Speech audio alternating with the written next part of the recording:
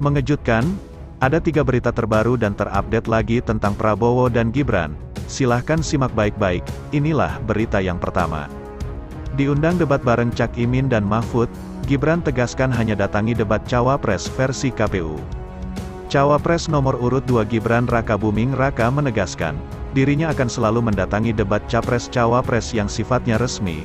Dalam hal ini, yang dia maksud adalah debat yang diselenggarakan oleh KPU. Hal tersebut Gibran sampaikan usai ditanya mengenai absennya dirinya di acara debat Cawapres salah satu stasiun TV. Dalam acara itu, Cawapres nomor urut 1 Muhaimin Iskandar dan Cawapres nomor urut 3 Mahfud MD hadir. Diselenggarakan oleh KPU bukan, tanya Gibran saat ditemui di Hotel Grand Sahid Jaya, Rabu malam. Lalu, barulah Gibran menekankan bahwa dirinya akan mendatangi debat yang sifatnya resmi. KPU sendiri baru akan menggelar debat perdana Capres-Cawapres pada tanggal 12 Desember tahun 2023. Saya datang yang debat resmi, imbuhnya singkat. Gibran sebelumnya juga mengaku tidak masalah seandainya debat Pilpres 2024 tetap seperti 2019, di mana debat antara Cawapres tidak didampingi oleh Capres. Sama saja didampingi atau tidak, kata Gibran. Ia mengaku sudah mempersiapkan debat Pilpres 2024, tetapi tak mengatakan lebih jauh bagaimana persiapannya sejauh ini. Ia juga menegaskan bahwa format debat yang diubah KPU Republik Indonesia untuk Pilpres 2024, yakni debat Cawapres didampingi Capres dan sebaliknya, tidak membawa keuntungan bagi dirinya. Itulah berita yang pertama, sekarang Mimin akan bacakan berita yang kedua. Kata Partai Garuda, silakan buat tema debat apapun, Gibran sangat mampu. Partai Garuda menegaskan Cawapres nomor urut 2, Gibran Rakabuming Raka, siap mengikuti debat di Pilpres 2024. Partai Garuda juga mengatakan adanya usulan debat Cawapres dihilangkan merupakan saran yang diberikan oleh pihak lain. Pertama, yang mengusulkan debat Cawapres dihilangkan, sudah terbukti bukan dari kubu Prabowo Gibran. Kedua, Gibran adalah orang yang sudah pernah melewati debat untuk posisi di eksekutif. Cawapres yang lain sama sekali belum pernah. Jadi, ini sama sekali bukan kendala bagi Gibran, kata Wakil Ketua Umum Partai Garuda Teddy Gusnaidi. Karena itu, Teddy pun mempersilakan pihak terkait untuk mengadakan debat Cawapres dengan tema apapun, sebab, ia optimistis Gibran bakal siap mengikutinya. Ketiga, silakan membuat tema debat Cawapres, yang temanya adalah hal-hal yang setiap hari dilakukan oleh Mahfud maupun Muhaimin, yaitu tema yang sangat mereka kuasai. Gibran Rakabuming Raka siap dengan tema tersebut, tidak ada masalah, kata Teddy. Teddy melanjutkan seorang pemimpin bukanlah soal menghafal dan retorika, tapi juga bagaimana mewarnai setiap pos sesuai dengan kemajuan dan kebutuhan zaman. Menurutnya, hal itu dilakukan agar lebih mengenal langsung ke masyarakat.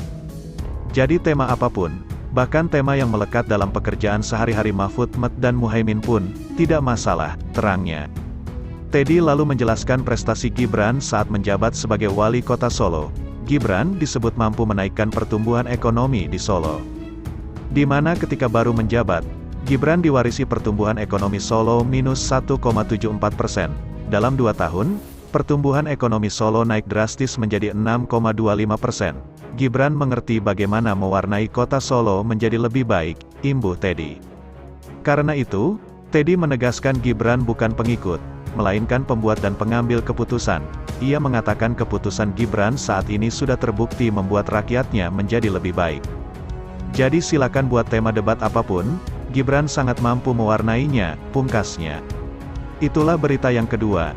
Sekarang Mimin bacakan berita yang ketiga. Koordinator GBN untuk Prabowo Gibran, kita akan ringankan beban masyarakat. Gabungan relawan pasangan Capres-Cawapres 2024 Prabowo Subianto Gibran Rakabuming Raka yang menamakan diri Gerakan Banten Nyata, GBN, telah selesai menyusun program kerja. Hasil raker tersebut bakal langsung dilaksanakan, hingga menjelang hari pemilihan presiden, Pilpres 2024, pada tanggal 14 Februari tahun 2024 mendatang.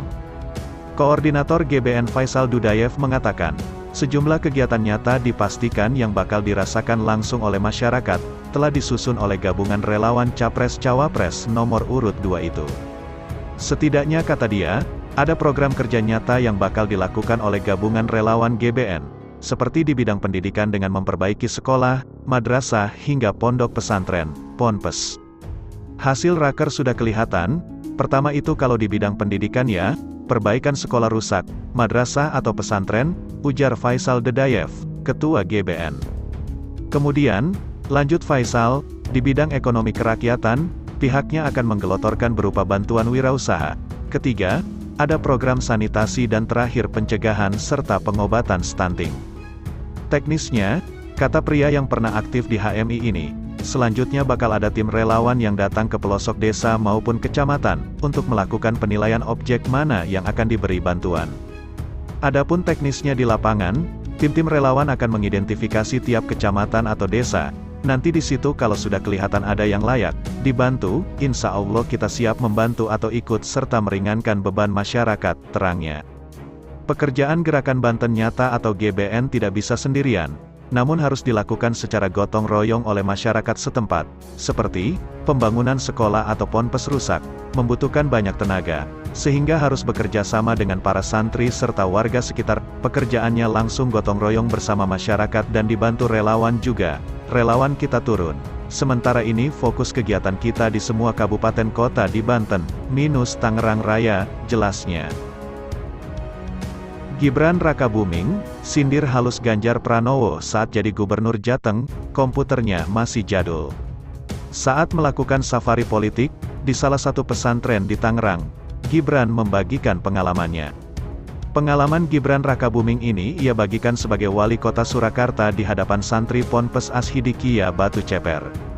Ucapan Gibran ini terkait fasilitas sekolah kejuruan yang ada di Jawa Tengah, Jateng. Wali kota Surakarta ini seakan menyindir halus masa kepemimpinan Ganjar Pranowo, yang pernah jadi gubernur Jateng. Bahwa fasilitas sekolah SMK di Jateng, kebanyakan sudah ketinggalan zaman atau jadul. Tak hanya menyoroti fasilitas SMK di Jateng, ia juga sempat salah sebut terkait asam sulfat untuk ibu hamil.